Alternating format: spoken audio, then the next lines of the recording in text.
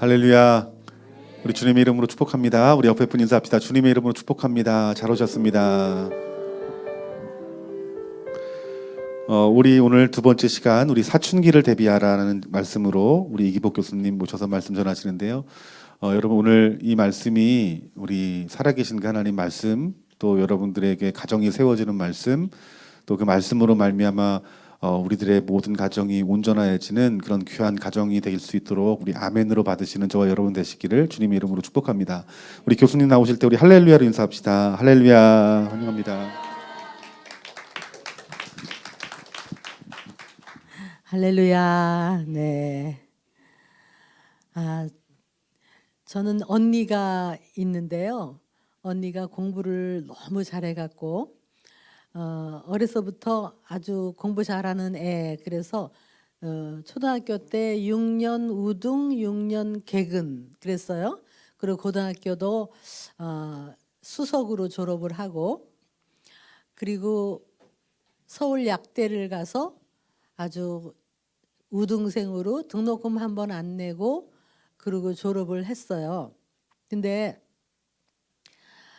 저는 언니하고 달리 또 공부를 너무 못했어요. 1950년 전쟁통에 태어나갖고 너무 영양실조, 그때는 모유도 없고, 참 전쟁이라는 게, 여기 젊은 사람들은 전쟁을 안 겪었지만 우리 어머니 하시는 얘기를 들으면 시체를 밟고 다녔대요. 너무 시체가 많아갖고. 그렇게 끔찍한 시간들을 보내면서 제가 50년의 전쟁통에 태어났으니 뭐 먹이지도 못하고, 그래서 늘 체중 미달, 영양실조 그랬대요. 근데 우리 언니는 이미 공부를 잘했으니까 저한테는 기대를 별로 안 해서 저한테 이런 소리를 한 적이 없어요.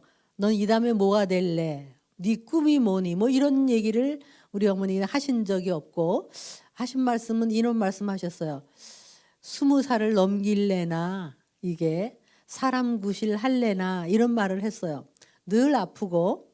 그래서 제가 배 아파 그러면 엄마가 학교 가지 마라 그랬어요. 그래서 학교 안 가고, 엄마 머리 아파 그러면 학교 안 갔어요. 그러니까 아주 허구한 날 결석을 했어요. 그래도 뭐라고 안 하셨어요. 그냥 20살을 넘기면 된다. 제가 이제 집중력도 없고, 뭘 하면은 자꾸 조금 더 집중 안 하고 자꾸 산만하게 딴짓을 하니까, 우리 어머니가 평생 제 하신 말 중에, 우리 언니가 우등생이니까 이랬어요. 네 언니가 5살 땐가 6살 때 김장철에 쪽파를 한 단을 언니한테 줬대요. 다듬어라 하고. 근데 이제 어린애가 뭐 다듬다 말려니 했는데, 우리 언니가 그걸 앉아서 아주 궁뎅이도 안 띄고 끝까지 이 굵은 한 단을 다 깨끗하게 다듬고 일어났대요. 근데 그 얘기를 제가 한 몇십 번은 들었는데, 뭐 할 때 들었냐면, 제가 뭘 하다가 귀찮아서 엄마 나 배 아파 이거 안 할래, 나 숙제 안 할래, 학교 안 갈래, 그러면 우리 엄마가 네 언니는 쪽파를, 이 소리를 30번도 들었어요. 제가 뭐 하려다 말면 네 언니는 어렸을 때 쪽파를 이만한 거 한 단 다듬어, 그렇게 저한테 아주 쪽파 소리를 많이 하셨어요. 근데 제가 봐도 우리 언니는 한 번 앉으면 일어나질 않는 거예요. 숙제를 하면 일어나지를 않아. 그러니까 우등생. 저는 뭘 하다가 집중을 못해서 촐랑 그만두고, 그러니까 공부를 당연히 못하고, 우리 언니는 이제 아주 그냥 우등생을 해갖고 서울약대를 졸업해가지고 수석으로 졸업했어요. 그것도. 그래갖고 착실하기가 이루 말할 수 없어요. 집중력과 우등생, 착실하게. 서울약대를 졸업해갖고 약국을 열어서 지금까지 50년 동안 착실하게 약국을 해요. 성실하게 약국을 해. 앉은 자리에서 약국을 해요. 근데 저는 지금도 촐랑촐랑 세계를 다녀요. 그러니까 우리 언니가 저를 부러워해요. 저는 뭐 지금도 이제 좀 있으면 17일 날 또 미국 가고, 일본 갔다가 뭐 중국에서 오라 그러고 막 세계를 다니고, 제가 이제 방송국에 나가서 막 강연을 하고, 우리 언니는 착실하게 약국하면서 저를 테레비로 봐요. 그 언니가 저를 부러워해요. 제가 우리 부모님이 살아계시다면 저를 보면서 저게 사랑구실 할래나? 그런데 사랑구실 하는 거예요. 정말 저를 한번 보셨으면 좋겠다는 생각이 들어요. 우리 부모님은 저한테 아무런 희망을 걸지 않으셨지만 저는 지금 믿기로는 1950년 전에 전쟁 소리 빵빵 날 때 한쪽 구석에서 아무도 저를 환영하지 않았어요. 왜냐하면 전쟁 사느냐 죽느냐 판이고 또 언니가 하나 있으니까 딸을 싫어할 때였거든요. 근데 제가 또 딸로 태어났으니 누가 환영을 했겠어요. 그리고 정말 잘할 줄 아는 게 없고 내 부모는 나를 기대하지도 않았어요. 그러나 지금 믿기로는 하나님이 저쪽 구석에서 또 하나의 여자아이로 그냥 보잘것없이 태어난 나를 바라보시면서 하나님은 나를 향한 목적이 있으셨고 계획이 있으셨고 지금은 그걸 굳게 믿죠. 여러분 어느 자녀도 그런 목적 없이 태어나는 애는 없기 때문에 정말 그 아이들에게 열등감을 주면 안 돼. 열등감만 우리 엄마가 나한테 열등감은 안 줬어요.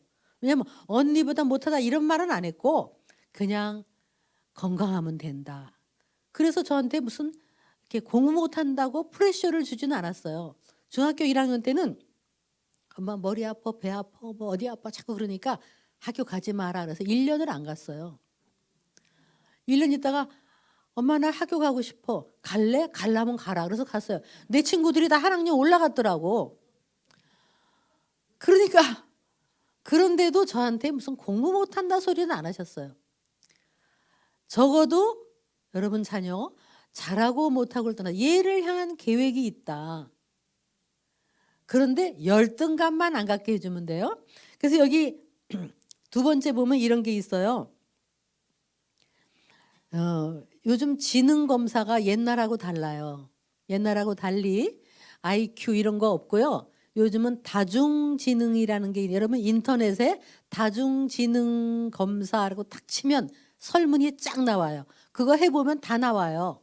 근데 거기 보면 지능이 다 다른데요. 예를 들면 언어 지능이 있고 그러니까 어떤 애는 언어 지능이 뛰어난 애가 있고 그다음에 어떤 애는 인간 친화 지능이 있어요. 얘는 사람을 만나면 이렇게 포용력이 있어서 인간 친화 이게 굉장히 얘한테 자산이에요. 재산. 그다음에 자기 성찰 지능이 있는 애는 글을 깊이 써요. 그다음에 논리 수학 지능, 공간 지능. 저는 공간 지능이 빵점이에요. 해보니까. 그리고 저는 한 번 갔던 곳을 기억을 못해요. 그러니까 맨날 어딜 가도 여기 처음 온 것 같고 그래서 저희 남편한테 맨날 야단 맞아요. 여기 우리 왔었어? 그러면 벌써 몇 번 왔는 줄 알아? 그래요. 특히 일본은 하도 명칭이 다 무슨 스키 무슨 스키 그러니까 뭐가 뭔지 모르겠어. 그래서 여기 왔었어? 그러면 2번이나 왔잖아 그래요. 저는 공간 지능이 하나도 없어요. 그래서 저는 내비게이션 없으면 못 찾아요. 그다음에 음악 지능이라는 게 있어요. 사람마다 신체 운동 지능인데 저는 또 빵점이에요 이게. 또 많아요 이런 지능이. 근데 저는 언어 지능이 높더라고요. 그러니까 이거에 따라서 이 지능에 따라서 앞으로 얘는 무슨 직업을 하면 좋으냐가 나와요. 이 검사를 하면. 그러니까 사람마다 그 지능에 따라 어떤 직업을 하면 굉장히 잘할 수 있다 이거예요. 그러니까 다 논리 지능을 잘할 수가 없다고. 다 뭐를 잘할 수가 없는 거예요. 그러니까 열등감을 가질 필요가 없어. 그게 이제 애들이 이제 초등학교 애가 친구를 데리고 와요. 그럼 여러분 절대로 쟤는 공부 잘하는 애니 이렇게 물으면 안 돼요. 뭐라고 물으냐면 쟤는 뭐를 잘하니 이렇게 물어야 돼. 다 다르거든요. 우리 애가 있어도 얘는 뭐를 잘하고요. 얘는 뭐를 잘해. 이렇게 얘기해야 돼요. 근데 찾아가는 거예요. 자기가 무슨 지능이 있나. 그래서 사람은 다 하나님이요. 다 그 사람마다 잘하는 거가 있는 거예요. 근데 그거를 마음껏 찾아 나갈 수 있도록 하는데 여기 보면 열등감을 갖지 않도록. 그런데 아까 우리가 배운 것 중에서 우리가 완벽주의를 배웠죠. 다시 한번 완벽주의 해보세요.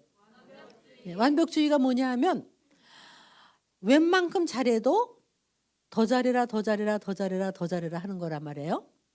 그러니까 여러분이 완벽주의인가 아닌가 생각하면 이렇게 하면 돼요. 이런 말을 많이 하느냐. 열심히 해라, 차질 없이 해라, 단단히 해라, 미리미리 해라, 철저히 해라, 실수 없이 해라, 더 잘해라, 최선을 다해라. 이 말 많이 하시는 분. 한번 자수해 보세요. 이 말 많이 하시는 분. 만약에 제가 여기 나오는데 우리 목사님이 최선을 다하세요. 만약에 그런다면 나보고 어쩌라는 거야. 어쩌라는 거야. 여러분 최선을 다해라는 말이 참 사람 입장 곤란한 거예요. 어떻게 해야 최선을 다하는 거예요? 그러니까 최선을 다하라는 말은 사람이 실수를 할까 봐 아무것도 못하는 거예요. 여러분 자녀에게 최선을 다해라 이 말 하지 말라. 예를 들면 수능 시험을 보러 가. 아침에 자 뭐라고 말해줘야 되느냐. 이렇게 얘기해야 되냐. 야 긴장되지. 근데 시험은 평생 보는 거란다. 잘 볼 수도 있고 못 볼 수도 있는 거야. 길게 봐라. 내가 너를 사랑하는 거는 시험을 잘 봐서 아니라 잘 보던 못 보던 사랑한다. 편안하게 보고 와라. 이렇게 얘기해야 돼요. 기도를 해주면 하나님 우리 아이 마음에 평화를 주시고 그 다음에 한마디 딱 하는 거야. 이렇게 자랑스럽고 귀한 아들을 주셔서 감사합니다. 이렇게 귀한 딸을 주셔서 감사합니다. 그리고 잘 갔다 와라 이렇게 하는 거예요. 근데 많은 부모들이 어떻게 해요? 아침에 수능 보러 가는 애한테 하나님 최선을 다하게 해주시고 실수하지 않게 하시고 그리고 나갈 때 뭐래? 정신 바짝 차리고 실수하면 안 된다? 그럼 또 실수하는 거지. 그러니까 사람이 최선을 다해라. 막 계속 그래요. 요즘 미국에 유명한 책이 있어요. 아주 옛날에 왜 성공하는 사람의 7가지 무슨 성공하려면 7가지 무슨 비결 이런 책이 유명했는데 요즘 무슨 책이냐면 후회 없는 인생을 사는 방법이라는 책이 또 막 돌아요. 후회 없는 인생을 살려면 이렇게 해야 되고 이렇게 해야 되고 이렇게 해야 되고. 근데 그거에 대해서 존 파이퍼라고 미국의 유명한 복음주의 설교자가 그거에 대해 설교를 했어요. 그 책은 틀리다고. 왜냐하면 어느 인간이 후회 없는 인생을 사느냐. 그거는 말도 안 되는 거다. 우리는 후회투성이, 죄투성이, 실수투성이, 과거를 돌아보면 너무나 후회가 많지만 하나님이 그 후회를 다 합하여 다 선하게 하시고 우리의 죄를 다 용서하셔서 지금 내가 있는 거지 어느 인간이 후회 없는 인생을 사느냐 이렇게 설교를 하셨어요. 얼마나 제가 은혜가 되는지 저는 돌아보면 후회투성이 너무너무 후회하는 게 많죠. 우리 아침에 우리 낮에 강의 들어도 그 자녀 교육 얘기를 들으면서 왜 이렇게 키울 걸 이렇게 키울 걸 어느 부모가 완전하겠어요. 인간이 후회 없는 인생을 살 수도 없고 최선을 다해서 살 수도 없는 거예요. 그러나 우리의 부족함에도 불구하고 하나님이 나를 지금 생각해 보면요. 정말 공부도 못하던 내가 이렇게 감히 여러분 앞에서 정말 이게 하나님의 은혜가 아니겠습니까? 그러니까 애들한테 열심히 해라, 차질 없이 해라. 차질 없이 하는 사람이 어디 있어? 그렇게 얘기하지 말라고요. 누구나 실수할 수 있다. 근데 길게 봐라. 잘 될 거다. 이렇게 얘기를 해야 애들이 마음껏 해보죠.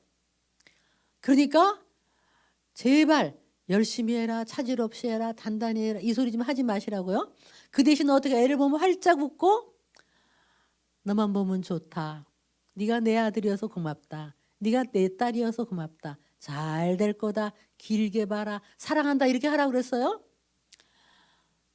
자, 옛날에 우리 아버지들이 우리나라가 여태까지 잘 된 거는 정말 새마을 운동하면서 뭐 아침 새벽종이 울린다 그래가지고 막 이렇게 했어요. 그게 찬송가로 새마을 운동이 뭐냐면 어두운 밤 시대린 이거예요. 이거 똑같은 거야. 그러니까 우리가 열심히 살았는데요. 그래서 여기 우리나라가 여기까지 온 것도 있죠. 그러니까 그렇게 열심히 산 사람 저희 남편도 그 시대 사람이에요. 그러니까 제 남편이 우리 아들 큰아들한테 저희 남편의 어록집 이런 말이에요. 열심히 해라, 차질 없이 해라, 단단히 해라, 미리미리 해라, 철저히 해라, 실수 없이 해라, 최선을 다해라. 아주 우리 남편의 이게 어록이에요. 어록. 근데 무슨 말은 안 했냐? 잘했다.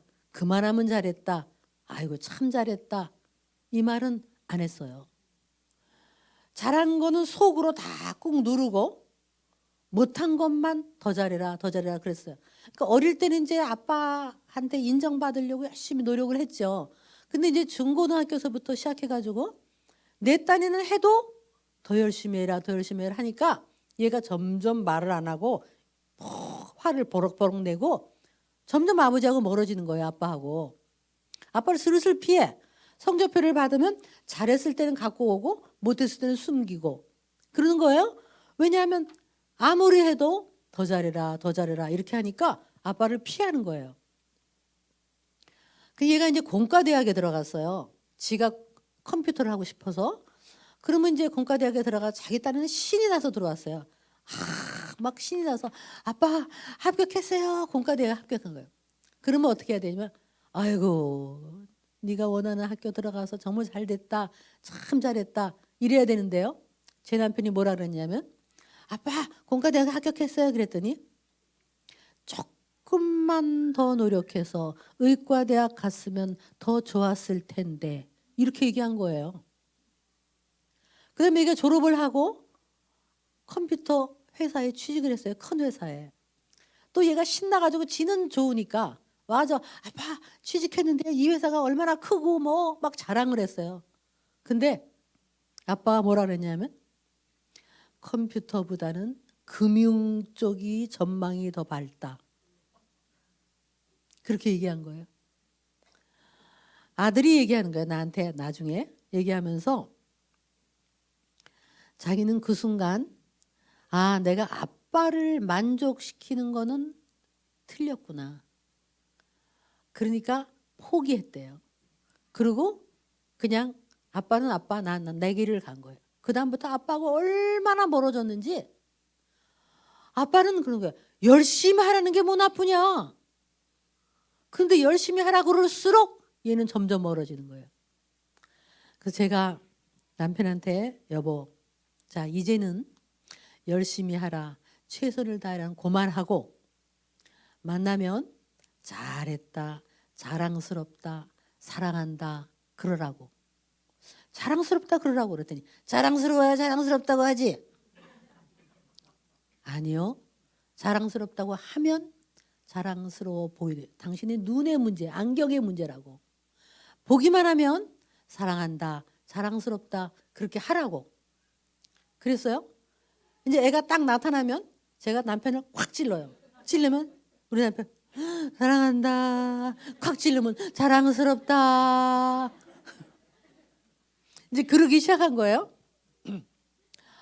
근데 이제 아이가 집에 와가지고 토요일 날 잠을 자, 늦잠을.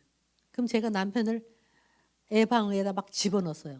그러면 저희 남편이 알았다고 그러고 들어가서 애가 아직도 자고 있는데 뺨을 만지면서 어이구 우리 아들 아유 너만 보면 좋다. 아빠 먼저 나간다. 사랑한다. 그래요. 그럼 저희 아들이 나도 사랑해요. 그래요. 그 문을 닫으면서 저거 언제 일어날 거야 정말. 아이고 내 속이 터진다 막 그래요. 그래도 이제 저 남편이 이제 연습을 하는 거예요. 이제 아빠 직장으로 내가 아들한테 야, 너 이거 좀 아빠한테 갖다 드리고 와라 하고 심부름을 시켰어요. 그리고 아빠한테 전화했어요. 여보, 알지요? 당신 걔하고 회복돼야 돼, 회복. 그랬더니 제 남편이 이제 알아듣고 아들이 딱 나타났을 때 사람들 많은 데서 큰 소리로 이렇게 얘기한 거예요. 어이구 우리 아들, 아빠가 피곤했는데 우리 아들 보니까 피곤이 싹 가셨다. 이렇게 얘기한 거예요. 애가 입이 이렇게 벌어져. 집에 오더니 엄마 뭐 또 갖다 드릴 거 없어요? 지금은요. 제 남편 제가 안 찔러도 만나면 가서 안아주고 사랑한다 그래요. 그리고 전화가 오면 먼저 그래요. 어이구 사랑하는 아들이야. 아유, 네 목소리 들으니까 힘이 난다. 그리고 쭉 뭐라고 한 다음에 끊을 땐 그래 사랑한다 이러고 끊어요. 그럼 제가 요즘은 거꾸로 아이고 사랑해 이게 뭐가 사랑이야 이거 이러면 왜 사랑한다 왜 아주 이래요. 그래서 제 남편이 이제 훈련 안 해도 이제 해요. 연습이에요. 하면 돼요. 처음에 하는 게 쑥스럽지. 쑥스러운 걸 한 번만 뛰어넘으면 돼요. 자, 오전에 우리가 공부한 대로 얘한테 자랑스러워서 자랑스럽다고 하는 게 아니라 자랑스럽다고 하면 자랑스러운 자녀가 되는 거예요. 그러니까 이 완벽주의는 더 잘해라 더 잘해라 더 잘해라 하는 거예요. 그 완벽주의의 반대가 뭐냐면 칭찬하는 건데요. 제가 여기다가 여기 써 있잖아요. 칭찬과 격려가 결핍되는 게 완벽주의다. 칭찬을 깜빡 잊어먹고 안 하는 거죠. 자, 여러분 칭찬으로 애들을 다 고칠 수가 있어요. 자, 예를 들면 저번에 어떤 분이 딸이 6학년인데 이렇게 여러분 틱 현상이라는 거 아세요? 틱 현상? 예. 눈을 꼼뻑꼼뻑거리고 그다음에 손톱을 탁탁 물어뜯는 거예요. 근데 그것도 자꾸 열심히 해라, 마음에 안 든다 이 소리를 하니까 막 애가 긴장을 해서 그러는 거죠. 근데 이제 하도 손톱을 물어뜯으니까 손톱이 맨날 빨갛게 불틀고 신경과 가고 병원에 갔대요. 그래도 안 되는 거예요. 안 고쳐지는 거예요. 근데 이분이 이제 저하고 강의를 듣고 저하고 이제 이렇게 한번 해보자 그랬어요. 그래서 제가 몇 가지 이렇게 팁을 드렸어요. 그래서 이제 집에 가면 6학년짜리 딸을 딱 보면서 일단 활짝 웃으라 그랬어요. 만나 딱 보면은 활짝 웃으면서 아유 우리 딸 사랑해 이렇게 하라 그랬어요. 그렇게 하고 손톱을 물어뜯을 때는 못 본 척. 그리고 조금이라도 안 물어뜯으면 그거를 들어서 칭찬을 하는 거. 요거를 이제 시켰어요. 그랬더니 이분이 집에 갔는데 가가지고 얘가 이렇게 나오면서 벌써 이렇게 엄마한테 늘 야단 맞는 애니까 이렇게 눈치를 볼 거 아니에요. 근데 이렇게 나오는데 엄마가 활짝 웃으면서 아이고 우리 딸 엄마 문 열어줬어. 아이고 엄마는 우리 딸만 보면 행복해요. 사랑해요. 그랬대요. 그랬더니 얘가 이제 이렇게 얼굴이 좀 당황을 하면서 근데 좀 있다가 또 손톱을 물어뜯기 시작하더래요. 못 본 척 했대요. 근데 보니까 한 10분 동안 안 물어뜯은 거를 딱 보고 이렇게 얘기했대요. 아이고 아까서부터 엄마가 봤는데 너 10분 동안 손톱 안 물어뜯었다? 너 몰랐지? 엄마가 봤는데 10분 동안 안 물어뜯었어. 그렇게 얘기한 거예요. 그러고 나니까 또 물어뜯어요. 못 물어뜯은 건 못 본 척. 근데 안 물어뜯을 때는 나중에 한 30분 안 물어뜯었어요. 저녁에 아빠가 왔을 때 여보 우리 딸이 아까 30분 동안이나 손톱을 안 물어뜯었어요. 그렇게 얘기한 거예요. 그랬더니 얘가 그 다음 날부터 이렇게 물어뜯으려다가 엄마 한번 쳐다보고 안 물어뜯고 그러다가 또 물어뜯고 그래요. 그래서 저한테 이메일이 왔어요. 인내가 필요합니다. 당연하지 인내가 필요하죠. 왜냐하면 물어뜯다 보면 또 속이 뒤집어지니까. 그래도 얘가 이렇게 하려다가 엄마를 쳐다보고 안 물어뜯는 숫자가 많아진 거예요. 그래서 이제 어머니가 전화 왔을 때 어머니 우리 딸이 요즘 손톱 많이 안 물어뜯어요. 이러면서 엄마가 아까서부터 봤는데 너 30분 안 물어뜯었다? 이렇게 하면서 또 보면 웃고 사랑한다 그렇게 얘기한 거예요. 그랬더니 얘가 점점 물어뜯는 횟수가 줄어들고 그 다음날 생전 이 가운데 손톱이 아주 그냥 이게 자랄 수가 없었대. 하도 물어뜯어서. 근데 쬐끔 요만큼 자랐대요. 그래서 엄마가 이리 와봐. 아이고 세상에 손톱이 다 자랐네. 엄마가 깎아줄게 하고 딱 자르는데요. 얘가 엄마 나도 한담은 해요. 그러더래요. 그래서 그럼 한담은 하고 말고 그 다음 날부터 얘가 또 실수도 하지만 그래도 보고 웃고 엄마는 네가 우리 딸이어서 정말 엄마는 행복해. 그리고 사랑해. 그리고 계속 그러니까 칭찬을 해주니까 일주일 있다가 이메일이 왔어요. 신경과 가도 안 났는데 얘가 싹 그 습관이 없어졌다는 거예요. 여러분 칭찬으로 다 돼요. 얘가 만약에 인사를 잘 안 해. 얘 너 인사를 안 하니? 너 인사성이 없어. 얘는 인사성이 없어. 그러지 말고 어느 날 엘리베이터를 탔는데 얘가 옆집 아줌마한테 인사 같지도 않게 그냥 안녕하세요 이랬어. 그러면 이렇게 얘기하는 거야. 아 우리 아들이 요즘 이렇게 인사를 잘해요. 인사를 시작했어요. 얘가 인사했어요. 이렇게 얘기한 거예요. 그러 보세요. 그러면 이제 쭉 내려오면 엘리베이터 내려오면 얘가 이제 경비 아저씨한테 안녕하세요. 요래요. 이제 금방 칭찬 먹었으니까. 근데 이제 나와서 이제 길을 걸어가요. 근데 누구를 만났어요. 어떤 엄마를. 그러면 엄마한테 아유 누구 엄마 우리 아들이요. 아까 엘리베이터에서 아줌마한테 인사했고요. 내려오는데 경비 아저씨한테 안녕하세요 하고 깍듯이 인사했어요. 그러면 얘가 인사가 점점 늘어나는 거예요. 그러니까 잘하는 것을 잡아서 칭찬을 하면 그게 점점 늘어나는 거예요. 근데 우리는 잘하는 거는 속으로 씹고 못하는 것만 지적했다고. 이걸 거꾸로 해보라고. 다 고쳐져요. 다 고쳐져. 다 고쳐져. 부부도 돼요. 부부도. 예를 들면 남편이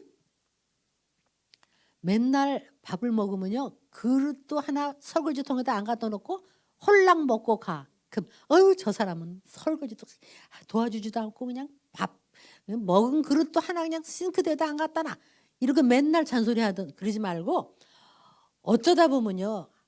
열흘에 한 번 정도 먹은 컵을 싱크대에다 딱 갖다 놓을 때가 있어. 그러면 이렇게 하는 거야. 어머 여보 당신 나 힘들까 봐.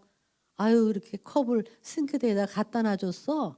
아유 너무 고맙다 여보. 그래 보세요. 그러면 내가 설거지할게 그럴 거예요. 잘한 것을 칭찬하는 거예요. 잘한 것을. 우리가 이거 하면요. 더 잘하고 싶어. 그렇잖아요. 이게 동기가 돼요. 예를 들면 제가 이렇게 강의를 했는데 가끔은 이 강의가 여러분에게 얼마나 효과가 있을지 없을지 잘 모르는데요. 저번에 어떤 분이 저를 딱 만나갖고요. 교수님, 제가 5년 전에 교수님 강의를 듣고요.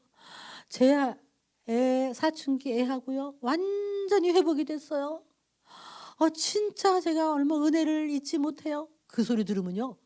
제가 집에 와가지고 너무너무 감사하고 더 잘하고 싶고 내가 더 힘있게 해야 되겠다는 생각이 막 드는 거예요. 그 칭찬을 먹으며. 근데 사람들이 칭찬을 별로 안 해. 여러분도 안 하시잖아 저한테. 예, 안 하신다고. 하면 좀 좋았다. 뭐가 좋았다 구체적으로. 그러면 내가 신이 나는데 보통 칭찬들은 잘 안 해요. 근데 칭찬이 사람을 살리는 거예요. 정말. 예. 그래서 여러분 자녀 완벽주의는 칭찬을 깜빡 안 하고 더 잘해라 더 잘해라 하는 거면 그걸 반대로 칭찬으로 우리 자녀를 다 바꿀 수 있어요. 한번 이거 해보시고 한번 어떻게 했더니 이렇게 되더라. 다 돼요. 안 되는 거 하나도 없어요. 자, 그런데 이제 오늘 우리가 배워야 될 것은 사춘기예요. 여러분 사춘기 자녀를 키워보지 않고는 인생을 논하지 마라 그러죠. 그렇게 이쁘고 사랑스럽던 애가 사춘기 되면 정말 어려워요. 정말. 근데 특히 어려운데 이제는 내 영향보다는 부모 영향보다는 문제는 친구들의 영향을 무섭게 받는 거예요. 친구들의. 그 또래의 영향을 받는 거예요. 제가 한동대 10년 교수를 했는데요. 어떤 학생이 간증을 한 게 하나 있어요. 내가 그걸 지금도 기억을 하는데요. 교회에서 자랐고 주일학교 꼼박꼼박 다니고 착실하게 교회 다녔대요. 그런데 중학교 2학년 때 집에 오는데 친구들이 어디를 가더래요. 그래서 어디 가니? 그랬더니 너 같은 쫌생이는 몰라도 돼. 그래서 어디 가는데? 그랬더니 따라올래? 따라오려면 따라와. 그래서 따라갔대요. 따라갔더니 어디 가가지고 둥그렇게 5명이 앉아가지고 담배를 하나 가지고 이렇게 돌려가면서 피더래요. 그래서 난 안 펴. 그랬더니 그러니까 넌 내일부터 오지 마. 그러더래요. 근데 이 친구가 너무 친구들하고 같이 소속되고 싶고 그래서 자기도 마지막에 기침을 하면서 담배를 한 모금 폈대. 그랬더니 친구들이 야, 너 우리 친구야. 그러더래요. 그 친구들에게 이렇게 끼고 싶은 게 그래서 그 다음 날부터 그 친구들하고 어울렸대요. 그러니까 아주 그냥 다니면서 술도 먹고요. 별짓을 다 하면서 친구들하고 어울려. 좋은 게 뭐냐 하면 다른 애들이 건드리지를 못한대요. 이 친구들이 탁 있으니까. 그래서 어깨를 탁 펴고 다니면서 뭐 진짜 안 해본 짓 밤에 별짓을 다 하면서 깡패처럼 그렇게 지냈는데요. 얘가 이제 고등학교도 올라간 거예요. 올라가서 그 친구들하고 같이 어울려서 그러면서 그래도 공부하던 가닥이 있고 그래가지고 부모님이 얼마나 기도했겠어요? 그래갖고 얘가 대학을 다 떨어지고요. 이상하게 하나님의 섭리인지 한동대학교를 딱 붙은 거예요. 근데 얘가 한동대학이 따분하다는 소리를 들었어요. 그래서 나는 안 간다. 그랬는데 가는 날 엄마 아빠가 딱 차에다 이불 실어놓고 아무 말 없이 그래서 할 수 없이 끌려간 거예요. 가면서 내가 도망간다. 좀 이따 도망간다. 이러고 이제 내려간 거예요.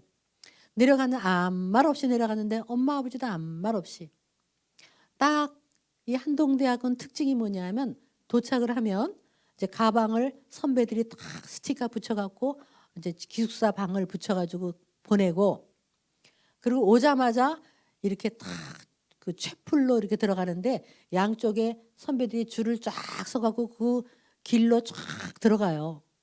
빠져나갈 수가 없어. 딱.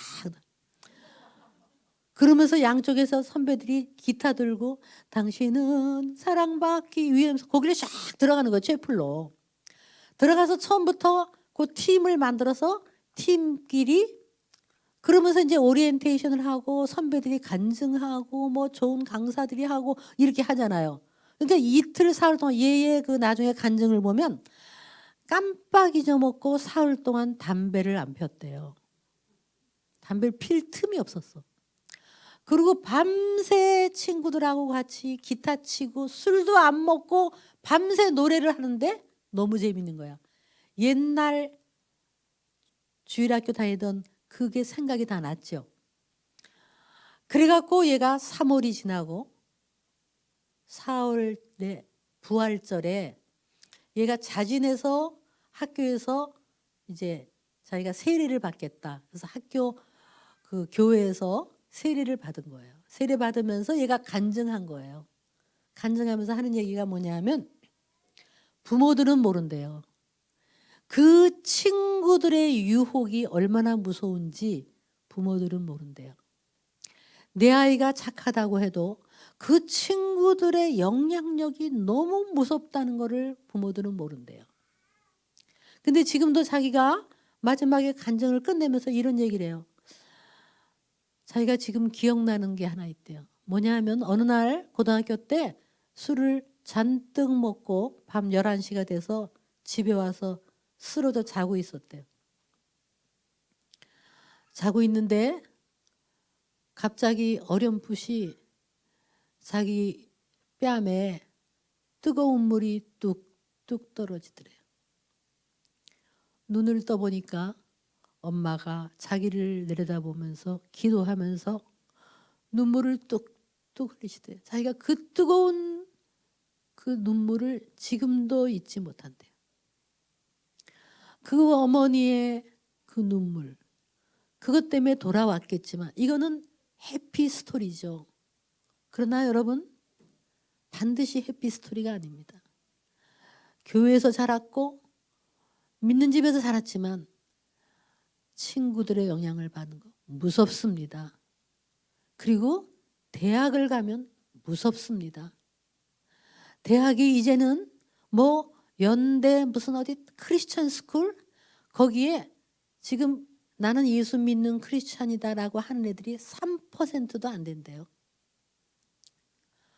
다 교회에서 자랐어도 그 친구들의 영향, 무슨 미국은 더하고 뭐 마리화나 동성애 뭐 말로 다 할 수가 없어요. 지금 세상에 그런 세상에 우리 아이들이 그 무서운 또래와 친구들의 영향을 받는 시기가 사춘기예요. 그래서 여러분은 기도해야 될 것은 우리 아이가 정말 좋은 친구, 좋은 선배, 좋은 스승, 좋은 사람 만나게 해달라. 만남의 축복을 위해서 끝없이 기도해야 돼요. 사람 잘못 만나면 얼마든지 잘못된 길로 갈 수 있는 게 사춘기예요. 기껏 키워놨더니 잘못된 쪽으로 가요. 그래서 대학교에 들어가면 특히 애가 성격이 좀 내향성이다. 그래서 좀 외톨이다. 이런 애들은 딱 선배들이 눈여겨봐요. 봤다가 탁 선배가 와서 등 탁탁 두드리고 너 신입생이냐? 야 내가 밥 사줄게. 그럼 저녁에 밥 사주면서요. 다 술 먹고. 그러면 외롭던 차에 아니 선배가 와가지고 이렇게 주니까 얼마나 좋아요? 몇 번 그러고 나서 야 우리 이번에 MT 있는데 가자. 그러면 가는 거예요. 가서 며칠 MT 하면 거기서 완전히 주사파 교육을 받는 거예요. 공산주의 교육을 받는 거예요. 그러면 그 영향을요. 여러분 착한 애일수록 넘어가요. 착한 애일수록. 착한 애. 우리 교회 장로님은요. 정말 중소기업을 하시는 분인데 아이가 연대를 다닌 거예요. 너무너무 수제인데 어느 날 그런 데 갔다 오더니 MT를 갔다 오더니 엄마 아빠가 텔레비를 보고 있는데 노동자의 피를 착취해서 이런 부르주아의 무슨 텔레비를 보고 앉았다. 이런 얘기를 하기 시작하더래요 아들이.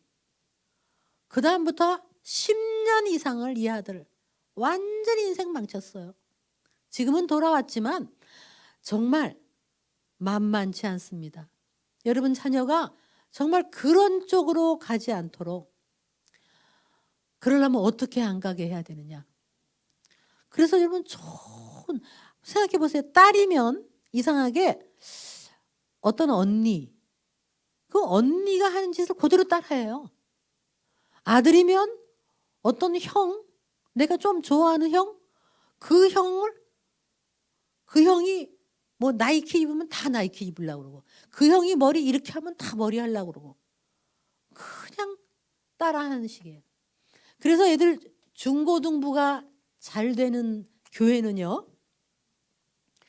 이 중고등부 애들이 중고등부를 맡은 집사님이나 부장 집사님이나 뭐 전도사님이나 누구 있잖아요.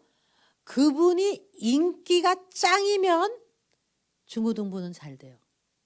그러니까 걔네들하고 인기가 되려면 어떻게 해야 돼요? 애들이 정말 이 사람을 좋아해야 되거든요. 내가 좋아하는 사람을 닮고 싶어. 그러니까 이분은 굉장히 중요한 거예요. 중고등부 이 주일학교를 맡았다는 거는 너무 중요한 거예요. 얘들이 지금 앞으로 이쪽으로 갈 거냐 이쪽으로 갈 거냐. 그래서 그런 분들은 좀 아이들의 스타일에 맞춰야 돼요. 머리도 2대 8로 하지 말고 전 머리도 좀 이렇게 짧게 자르고 무스 좀 착착 바르고요. 그리고 옷도요 너무 점잖게 입지 말고 애들이 입는 옷 있잖아요. 꺼벙한 옷. 이런 것 좀 입고 애들이요 노래를 어떻게 합니까? 제가 대학생들 보니까요. 예수 사랑하심은 거룩 이렇게 노래 안 해요. 애들 예수 사랑 이렇게 한다고. 그러니까 중고등부 맡은 부장님은 자기가 그렇게 해야 돼. 좀 자기가 정말 깨져야 돼. 완전히. 그래서 자기가 먼저 예수 사랑 그다음에 성경에 써 있네 이렇게 안 해요. 성경에 써 있다니 깍깍깍 이러더라고. 그리고 막 뒤집고 막 하여간 그게 걔네들은 그게 찬양이니까. 그래서 아이들을요 앉혀놓고 공과 공부하지 말고 중등부 고등부는요 나와서 애들 춤추고 온 데를 돌아다니면서 그냥 주님을 찬양하고 그러려면 부장 집사님부터 깨져야 돼. 예. 그러면 애들 장래 희망 그러면 부장 집사야 다. 장래 희망하면 전도사님. 그런 데는 교회가 흥해. 중고등부가 흥해요. 애들 호흡에 맞춰야지. 맞춰야 돼요. 근데 정말 누구의 영향을 받느냐. 이게 정말 무섭다는 거예요. 근데 여러분 생각해 보세요. 기껏 정성을 다해서 정말 키운 내 아들이 언제부턴가 완전히 머릿속에 이상한 사상이 들어오고 이상한 생각이 들어와가지고 잘난 척하고 엄마 아빠의 신앙에 대해서 막 도전을 하고 언제부턴가 하나님이 계시긴 뭘 계셔요. 그럴 때 우리는 얼마나 그래서요. 아까도 얘기했지만 나보다 키가 작을 때 잡으라고 그랬어요. 자녀 교육은 엄마보다 키가 작을 때 아빠보다 키가 작을 때 잡는 거예요. 학교에서 진화론을 언제 배우는가를 여러분이 아셔갖고 진화론 배우기 전에 교회에서 가르쳐야 돼. 뭘 가르치냐? 진화론을 가르치고 진화론도 하나의 이론이다. 창조론도 가르치고 어느 게 더 과학적이냐? 얼마나 이게 허구가 많고 비과학적인 게 진화론인가? 과학자들이 얘기하는 그거 다 나와요. 한국창조과학회라고 나오면 거기 다 있어요. 과학자들이 진화론을 논박한 게 나와요. 그런 걸 적어도 쉽게. 그래서 중고등부는 애들한테 공과 공부 시키는 것보다도 아까 우리 다중 지능 검사를 통해서 앞으로 진로를 얘기해주고 그 다음에 진화 창조를 가르치고요.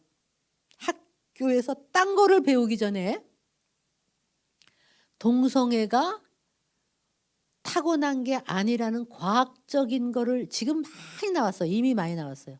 요즘 DNA가 나와갖고 다 이게 입증이 안 되는 것들이 이젠 이론이 막 나왔어요. 근데 그거를 미리 얘기해서 애들이 먼저 선점하는 게 중요해요. 이게 먼저 들어와 버리면 사람이라는 게요. 이상하게 먼저 들어오면 그게 견고한 진이 돼버려요. 그렇잖아요? 여러분 생각해 보세요. 중세에 모든 인류가 지구는 네모나다고 믿었어요. 근데 네모나다고 그랬을 때 다 네모나다고 지구가. 근데 지구가 동그랗다 그러면 이게 막 죽이려고 그랬잖아요. 전 세계 사람들이 지구는 네모나다고 믿었기 때문에 이게 신념이 되고 신념이 되면 이 견고한 진이 돼버려요. 그러면 동그랗다고 그런 사람들한테는 막 뭐라 그러는 거야. 말이 안 되는 거야. 그게 세상이에요. 그러니까 여러분 자녀가 먼저 뭐가 들어가 버리면 그 다음부터는 이게 논쟁이 돼버려요. 논쟁이 돼버리면 우리가 아무리 이론적으로 얘기해도 안 돼요. 왜냐하면 친구들이 다 이걸 믿는데 나만 아니라고 하기가 힘든 거야. 그래서 무엇이 먼저 들어가느냐. 교회는요 반드시 진화와 창조 이거를 과학적으로 설명해 줘야 돼. 애들이 다 논리가 있잖아요. 그래도 설명해 주고 그 다음에 동성애에 대해서 자세히 설명해 줘야 돼요. 동성애가 얼마나 무서운 지금 에이즈의 이 확산도 얘기해 주고 요즘은 또 거꾸로 페미니즘이 무서워요. 페미니즘이. 아주 그냥 페미니즘이 학교에서 전부 가르치는 거예요. 페미니즘. 그래서 앞으로는 아들을 가진 사람들이 보통 힘든 게 아니에요. 왜냐하면 전부 여자들이 그냥 독하게 법을 만들어 갖고 심지어는 무슨 법까지 지금 통과되려고 하느냐. 집에서 아빠가 엄마를 이렇게 엄마 손을 잡으려고 그랬어요. 그러니까 엄마가 아이 왜 이래 그랬어요. 근데 손을 또 만지려고 그랬어요. 그러면 그걸 신고하라는 거예요. 가정폭력. 그래서 남자들은 전부 이름이 있어요. 잠재적 성폭력범. 이게 남자예요. 아들 가진 사람이 숨을 못 쉬는 거야. 학교에서 뭐라고 그러면 여자를 뭐 이렇게 했다.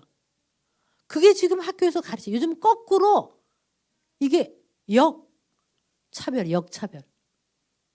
그게 이미 통과된 네덜란드 이런 데서는요. 아들 가진 사람들이 이민 가라 그런대요. 왜냐하면 결혼을 했다가 남편이 싸우다가 소리 한 번 지르면요. 신고를 하면 완전히 남자한테 뭐 양육권 다 갚다. 위자료로 다 뺏기는 거예요. 이게 세상이 전부 거꾸로 가. 이거를 미리미리 여러분 교회는 우리나라가 지금 베트남처럼 뭐 공산화가 된다 이런 우리가 굉장히 두려움이 있었는데요. 제가 요즘 믿기로는 그렇게 안 돼요. 왜냐하면 베트남은 그때 교회가 없었어요. 교회가 없어서 전부 공산주의가 됐지만 우리는 지금 교회가 6만 개가 있어요.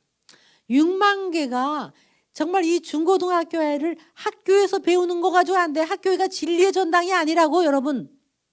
애들이 친구들한테 학교에서 선생님조차 진리를 가르치지 않아요. 애들을 오히려 잘못 가르치는 이 세상에서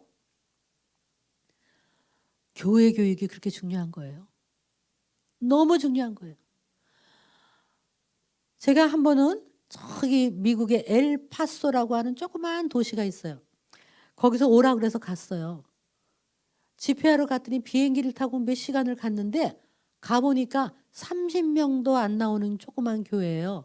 그래서 내가 아이고 세상에 이렇게 멀리 왔는데 교회가 조그맣구나 그랬어요. 근데 새벽부터 하래. 새벽기도. 새벽기도를 섰더니 한 10명 정도 아줌마들이 나와 있어요. 그래서 아이고 세상에 이 새벽에 사람 세워놓고 10명 나왔네 이러고 있는데요. 조그만들이 문이 쫙 열려요. 열더니 그때는 남자애들이 11명인가가 쪼르륵 들어와요. 중고등부 한 애들이 쫙 와서 이렇게 앉아 있어요. 그래서 내가 얘들은 또 어디서 왔나 그랬어요. 제가 끝나고 물어봤어요. 목사님 얘들이 어디서 온 애들이에요? 그랬더니 그 교회가 너무 교회가 약해서 목사님이 없어요. 그래서 무목교회라고 그러죠. 그런데 그 2시간 거리에 신학대학에 교수로 계시는 어떤 목사님이 이 교회를 그냥 도와주시는 거예요. 그래서 와서 주말마다 2시간씩 와서 이 교회를 설교해주고 교회를 이끌어 가시는데 교회가 작은데 여름마다 뭘 했냐면 청소년 캠프를 하시는 거예요. 그래서 이번에 한 11명 정도 남자애들이 이렇게 온 거예요. 그래서 새벽기도 끝나면 한 바퀴 뛰고 집사님들이 해준 밥 먹고 그다음에 또 성경 큐티하고 그다음에 뭐 장래 희망 뭐 앞으로의 꿈 비전 같은 거 하고 그다음에 또 뭐 리더십 배우고 뭐 위인전 읽고 뭐 이러면서 또 좀 있다 보니까 뭐 농구도 하고 나중에 보니까 재작년에 수료한 또 선배들이 와가지고 또 애들 앞에서 막 같이 놀아주고 이렇게 하는 거예요. 그래서 제가 아니 목사님 얘들이 다 어디서 온 애들이에요? 그랬더니 저보고 이런 얘기를 해요. 얘들 이름을 하나하나 잘 기억하세요. 얘들 얼굴을 좀 기억해 보세요. 얘들이 10년 후 15년 후에 미국과 한국에 어떤 리더가 돼 있을지 저는 얘들에게 투자하고 있는 겁니다. 이 말씀을 하시더라고요. 그래서 해마다 하셨어요. 해마다. 그래서 그분이 그렇게 키워낸 젊은이들이 수백 명이 돼요. 근데 걔네들이 그 목사님이 이제 편찮으셔서 돌아가셨는데요. 하여간 그 사람들이 미국에서 한국에서 전부 모여들어서 목사님 가시는 길을 저거 하고 그들이 전부 세상에서 지금 크리스천 리더로 지금 자라고 꿈을 키우고 비전을 키우고 있어요. 저는 그 아이들이 앉아가지고 큐티를 하고 정말 앞으로의 희망, 또 선배들하고 어울려서 운동을 하고 정신이 바짝바짝 나죠. 바짝바짝. 걔네들이 거기서 무슨 핸드폰을 두들겠어요? 게임을 하겠어요? 재미있는데, 이게 재미있는데 그 애들이 눈이 반짝반짝하면서 그 선배들하고 그 청소년 캠프를 하는 걸 보고 제가 어떤 생각이 들어서 아이고 우리 아들놈 좀 잡아다가 여기다 집어넣고 싶다. 여러분, 이렇게 하지 않고는 청소년들을 잡을 수가 없습니다. 교회에서 청소년 캠프를 많이 하셔야 되는데 해도 재밌게 하셔야 돼. 재밌게 하되 애들을 즐겁게 하라는 게 아니라 맨날 간식은 무슨 요구르트 뭐 그만 주고 애들한테 진짜 니들 꿈이 뭐냐 그러고 누가 와서 간증하고요. 각 직업을 소개해주고 그 다음에 정말 기도 빡세게 시키고 얘들이요 예수님을 만날 나이에요. 충분히 만나요. 충분히 만나. 예수님을 1대1로 만날 수 있도록 해주면 꿈 가져라 할 필요 없어요. 예수님 만나면 꿈 가져라 할 필요도 없다. 조지 밀러가 여러분 20살까지 어떤 사람이었어요? 완전히 아버지 지갑에서 돈 훔쳐가고 별짓을 다 하는 불량 도둑질하는 그런 청소년이었죠. 그러다가 어느 날도 친구 따라서 어디를 갔다가 정말 뜨겁게 기도하는 자기 나이 또래의 어떤 선배를 보면서 얘가 정신이 번쩍 나고 완전히 변한 거예요. 완전히 변하고 그 다음에 얘가 고아원을 하는 위인전을 읽고 꿈을 갖고 나도 고아원을 하겠다라고 헌신을 하고 그 다음에 시편 81편에 입을 크게 열라 내가 너를 채우리라는 말씀을 딱 붙잡고 돈 한 푼 없는데 입을 크게 열고 하나님께 구했을 때 하나님이 그 조지 밀러에게 15만 명의 고아를 끝까지 키워낸 그런 청소년 때 얘가 변한 거예요.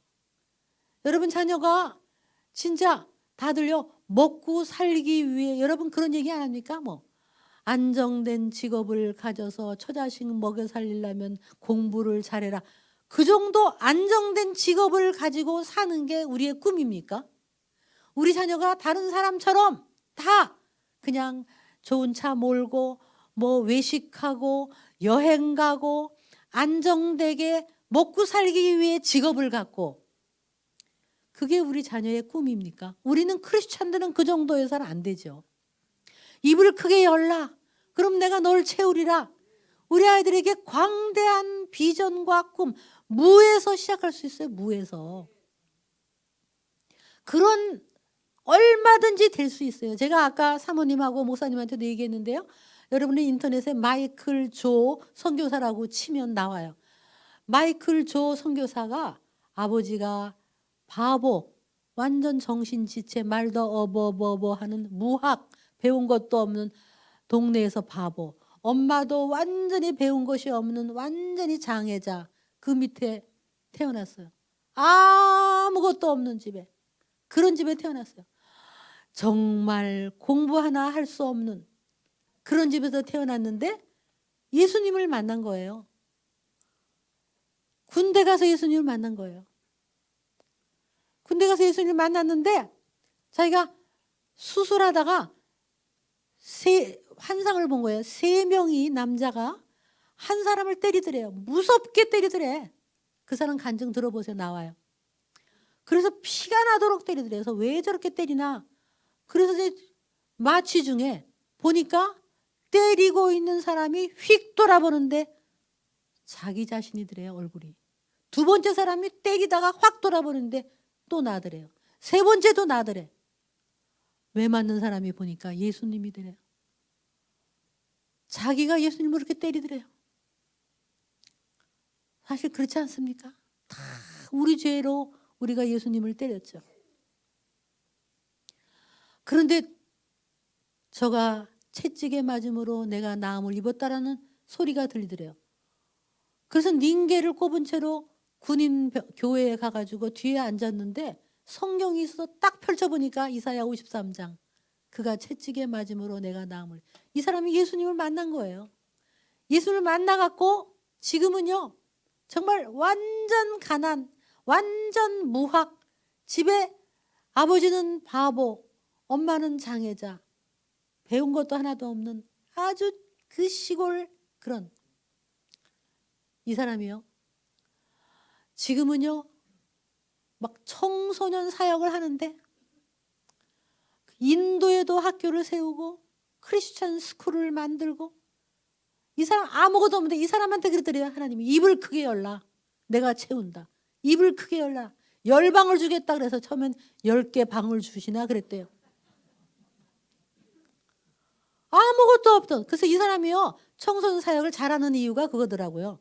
뭐라고 하냐면은 처음에 시작을 딱 그렇게 시작해요. 우리 아버지는 정신지체 바보고 우리 엄마는 완전히 무학에다가 장애자고 우리는 찢어지게 가난하고 아무것도 없고 나는 미국 유학도 가본 적이 없고 나는 공부도 제대로 못했고 아무것도 못했고 그런데 지금 내가 있다. 이렇게 하니까 애들이 다 돌아온대요. 나보다 낫지 않냐 니들. 예수님을 만나니까 그 시골의 무식한 집의 아들이 완전히 지금 입을 크게 열라. 내가 너를 지워. 여러분 우리가 믿음이 없어서 하나님의 큰 꿈을 내가 소유하지 못하는 거죠. 저도 많이 회개를 하는데 우리 아이가요. 예수님만 확실히 만나면 지도자 되란 필요할 필요. 다 지도자가 돼. 다 그게 그러면 언제 만나야 되느냐? 완전히 18세 이전에 만나야 돼요. 그거는 혼자 안 돼요. 교회가 같이 해야 돼. 교회가. 주일학교 와서 잠깐 왔다 갔다 해가지고 안 돼. 수련회에 잡아야 돼. 수련회. 아니면 저 아울리치를 보내서 열흘 동안 그것도 아울리치도 열흘 동안 그냥 봉사만 하는 게 아니라 거기서 완전히 빡시게 기도 훈련시키고 애들이요. 충분히 됩니다. 적당히 하려니까 안 되지. 무엇보다도 누구를 만나느냐. 친구가 누구. 여러분 자녀가 누구하고 어울리느냐. 얘가 좋아하는 사람이 누군가. 좋아하는 선배가 누군가. 이걸 보세요. 그대로 따라하잖아요. 우리도 다 지금 다 그렇잖아요. 누군가를 닮고 싶은 게 다 우리한테 있잖아요. 애들이 누군가를 닮고 싶다가 있어야 돼. 가끔 저한테 이메일이 와요. 이메일이 오는데 뭐라고 했죠? 이제 어른들이 오는 거는 이제 제가 답을 늦게 하는데 가끔 아주 젊은 애가 저는 교수님과 같이 살고 싶어요. 이런 이메일이 오면요. 저는 이거는 빨리 답을 해요. 왜냐하면 지금 얘가 나를 어떤 모델로 삼고 있구나. 그러면 내가 얘한테 끼치는 영향이 너무 크다는 생각이 들어가지고 제가 얼른 들어가서 얼마든지 너는 나보다 더 큰 삶을 살 수가 있다. 그러면 지금 뭐를 배우고 뭐를 공부해라. 성경을 읽어라. 너는 더 크게 될 수 있다. 꿈을 크게 가져라 하고 제가 정성껏 답을 해요. 왜냐하면 이 젊은이들에게는 그게 중요하니까. 우리 애들은 누군가를 닮고 싶어요. 근데 그 사람이 나를 사랑하면 등 한번 두드려주고 그렇게 하면 그냥 완전히 그 사람 좋아하는 거예요. 우리는 꿈을 크게 가져요. 여러분 크리스천들은 다 꿈을 크게 가져야 돼요. 다 저보다 젊으시죠? 꿈을 크게 가지세요. 제가 95년도에 한동대학을 이제 처음으로 가게 됐는데요. 그때 95년 학교가 시작이 됐어요. 제가 미국에 있었을 때 우리 총장님이 한번 와보래요. 그래서 갔어요. 김영길 총장님. 갔는데 완전 벌판이에요.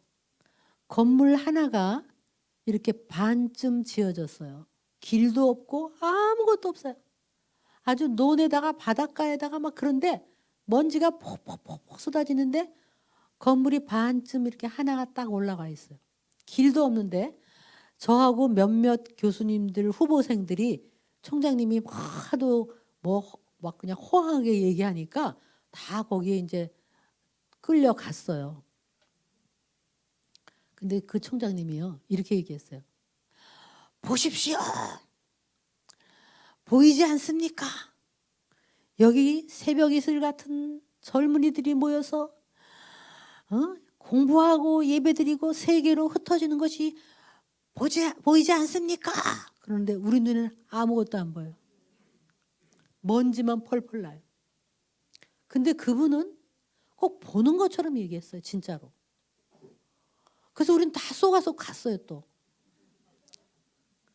그런데 그 시골에 선배도 없고 카페 하나도 없는데 총장님이 또 댕기면서요. 또 학생들한테 뭐 앞으로 이런 학교가 생긴다고 막 그랬어요. 여러분 이게 믿음이냐 사기냐 이게 둘 중에 하나예요. 둘 중에 하나죠. 근데 또 거기에 쏘가서 학생들이 또 첫 해에 12대 1인가 해갖고요. 좋은 학교 간 애들이 전부 왔어요. 걔들이 와서 우리도 이제 다 학교에 들어갔죠. 근데 건물이 하나가 다 그래서 학생들이 한동이 있어서 한동대학이다 그랬어요. 근데요 월급을 안 주는 거야. 학교가 이 부도가 났어요. 그래가지고 월급이 안 나오는 거예요.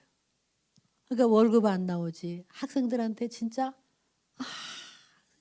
학생들도 몇 명은 다 이제 자퇴하고 가버린 애들도 있고 진짜 그랬어요. 근데 그때 당시에 정말 우리 총장님이요.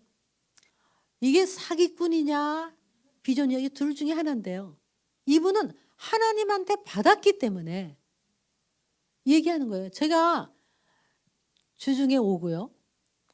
주말에 서울 올라왔어요.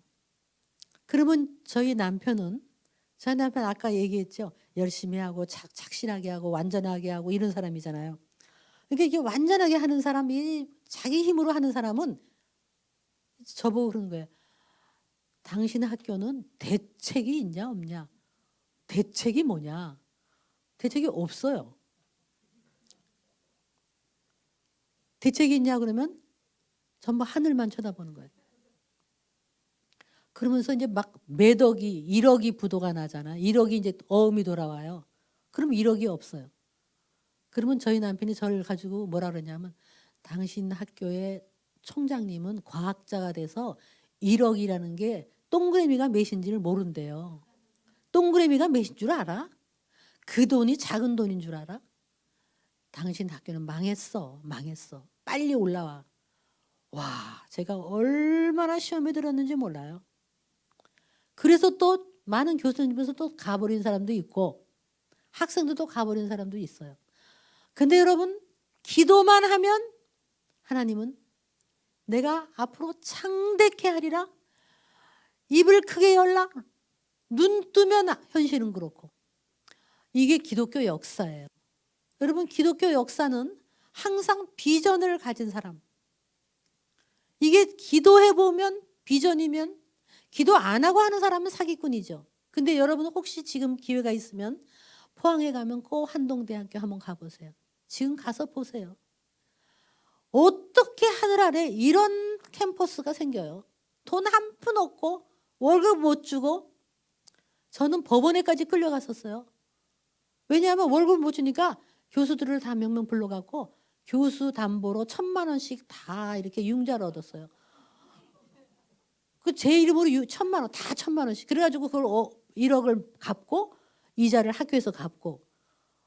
그러니까 이제 법에서 끌고 가가지고 당신이 1억 그거 주냐면서 무슨 이권을 받았냐 뭐 이러고 뭐 했어요. 얼마나 많은 고난이 있었지만 지금 한번 가보세요. 우에서 공중 촬영하면 놀라요. 학교 캠퍼스가. 그런데다가 세상에 옆으로 또 길이 났어요. 또 KTX 역이 나왔어요. 제가 있을 때 그 흥액 구석에 땅이라도 하나 샀으면 지금 제가 떼부자 됐을 거예요. 여러분 이게 기독교 정말 비전을 가진 사람의 다 역사예요. 역사. 그런데 그래서 우리가 이런 간증을 많이 해요. 젊은이들이 나 같은 사람도 좋지만 좀 젊은 사람들이 내가 정말 아까처럼 우리 집 아버지는 장애자고 막 완전히 무식한 집에서 하나님을 만났더니 나를 이렇게 하나님께서 크게 열방으로 쓰신다, 이런 간증을 우리 자녀들에게 많이 해줘서 애들이 꿈을 크게 가지고, 그래서 애들이 정말 먹고 살기 위해 사는 게 아니라 그냥 취직해서 월급 받고 안정되게 사는, 우리 크리스천은 그렇게 사는 게 아니에요. 우리 좋은 나무 교회도 정말 여기까지 온 것도 하나님의 기적이라고는 제가 들었어요. 상가에서 시작해 쫓겨나서 여기 온 거잖아요. 그죠? 하나님의 은혜로 쫓겨난 거 아니겠어요? 지금 생각해 보면. 근데 여기서 끝나면 안 되는 거예요. 더 큰 꿈을 꾸는데 그 꿈은 하나님의 꿈이어야 되고, 그래서 우리 한동대는요 계속 애들에게 아주 수업 시간마다 열심히 공부해서 남 줘야 된다, 공부해서 남 줘야 된다, 아주 너희들은 공부해서 크리스천 세계를 변화시키는 크리스천 리더가 돼야 된다, 그냥 수업 때마다 얘기했어요. 제가 심리학 강의를 하면서도 시작하면서 기도하고 끝날 때 기도하고 맨날 리더가 된다. 그러니까 한동대 다니는 애들은 공부 못하는 애들 나는 리더인가 보다 이래요. 그냥.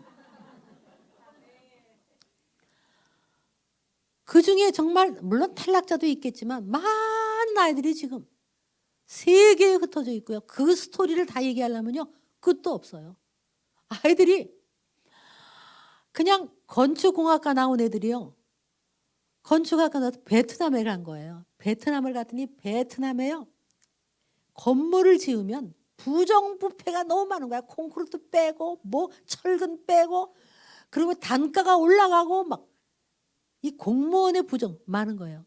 근데 우리 학생들이 가가지고 정직하게 아주 이 완룸을 하나 지은 거예요.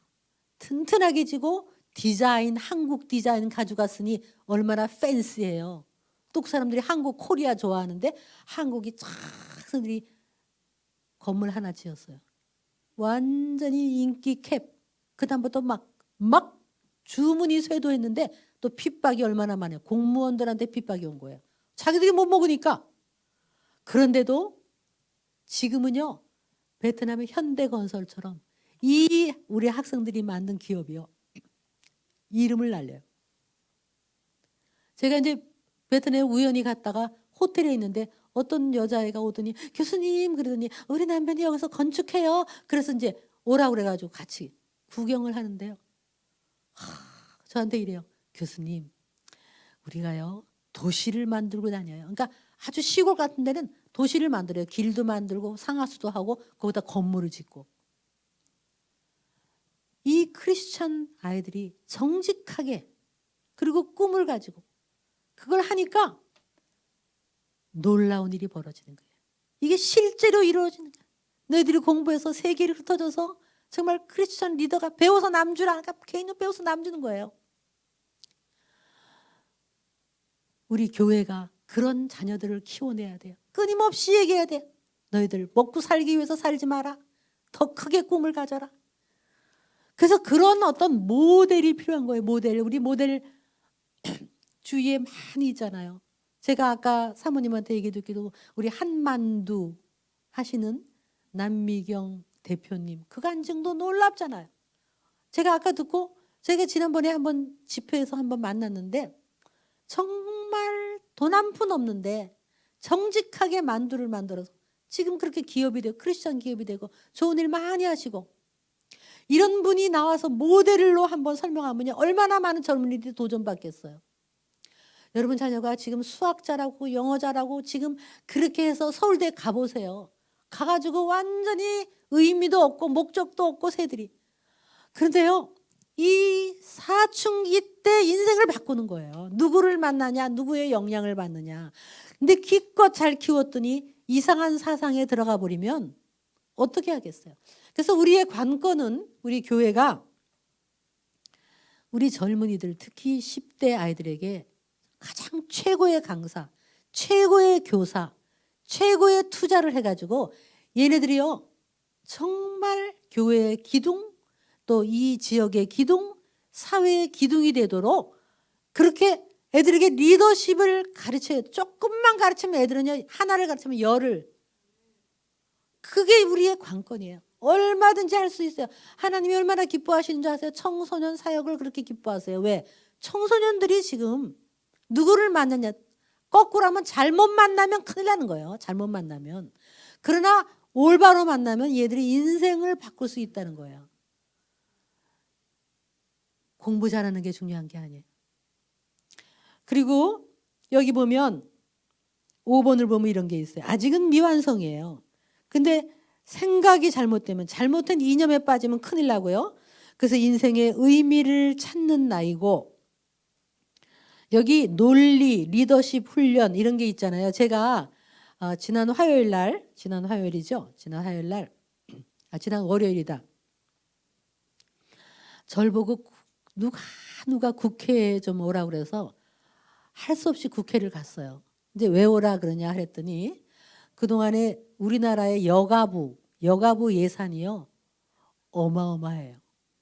여성가족부 어마어마한데 우리나라 국방부에 맞먹을 정도로 예산이 커요. 근데 그 예산에 많은 부분이 예산이 동성애, 페미니즘, 학교의 학생들에게 그런 페미니즘 교육, 그다음에 잘못된 성교육을 시키는데 어마어마하게 쓰이고 있는 거예요. 그래서 여성단체 하면은 전부 극좌예요. 그러면 이제 신문에 여성단체가 낙태, 지금 아이들을 아까 말한 대로 22주까지 애를 뱃속에서 죽일 수 있도록 낙태법을 통과시키면서 막 이렇게 하는 거예요. 내 자궁은 내 거다. 자유다. 내 마음이다. 태아는 세포다. 죽여도 된다. 이게 지금 여성가족부에서 하려고 하는 거예요. 낙태법 통과시키고 동성애 통과시키고 페미니즘법 통과시키고 이렇게 얘기하는데요.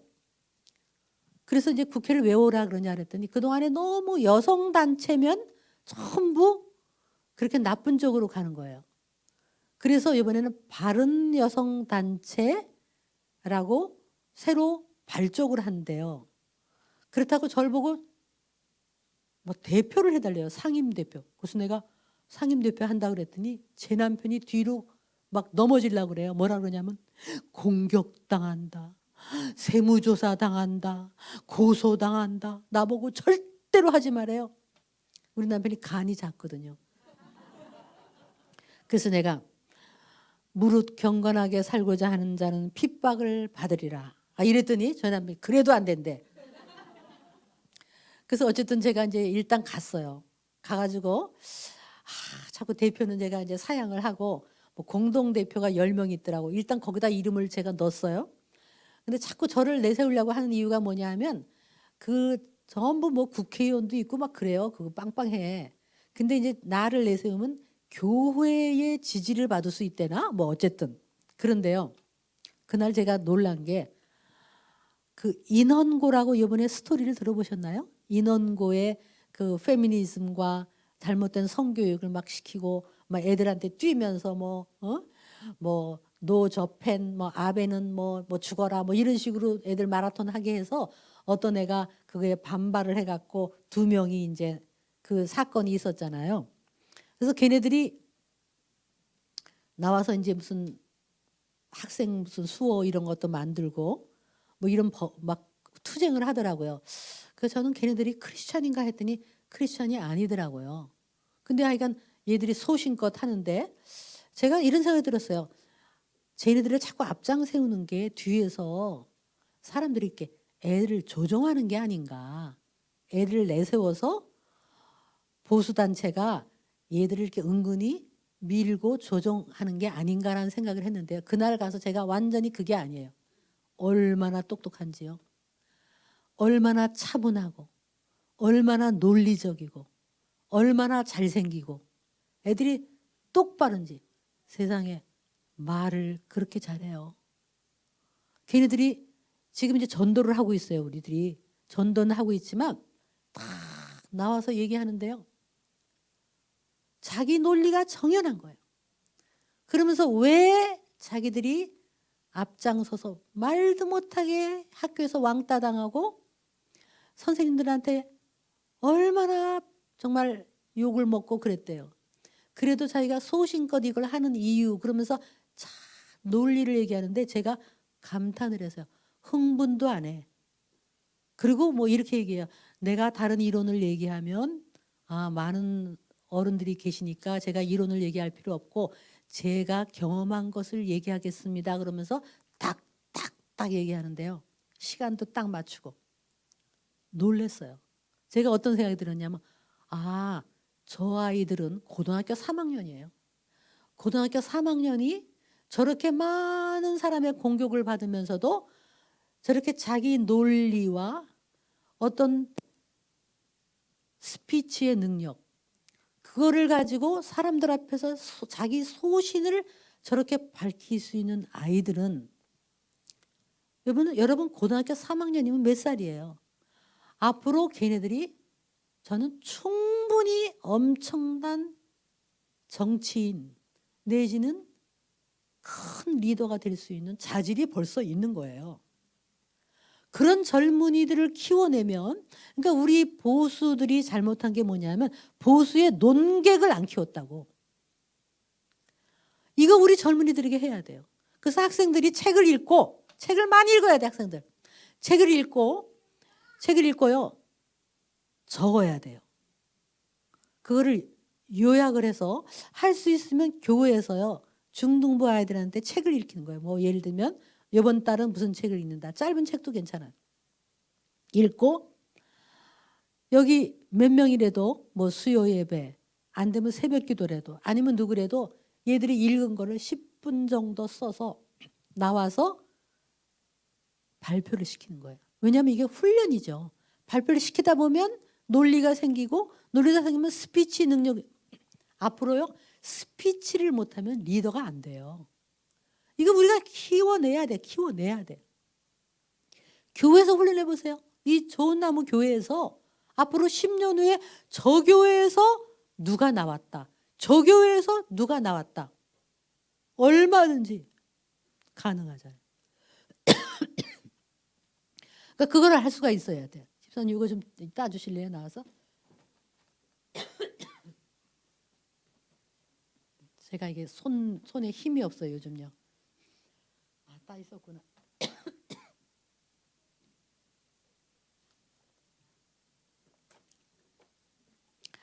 저는 요즘 이렇게 청소년 얘기를 하면 막 흥분이 돼요. 정말 우리가 키워내자고요.